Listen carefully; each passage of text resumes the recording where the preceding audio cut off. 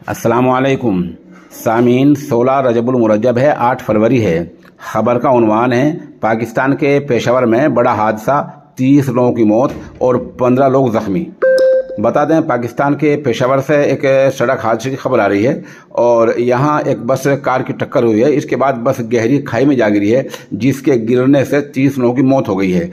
हादसे में 15 लोगों के जख्मी होने की खबर मिल रही है। न्यूज़ एजेंसी PTI के मुताबिक यह हादसा गिलगित इलाके में हुआ है और मकामी पुलिस ने सहाफ़ियों को बताया कि बस गिलगित से रावलपिंडी की तरफ जा रही थी।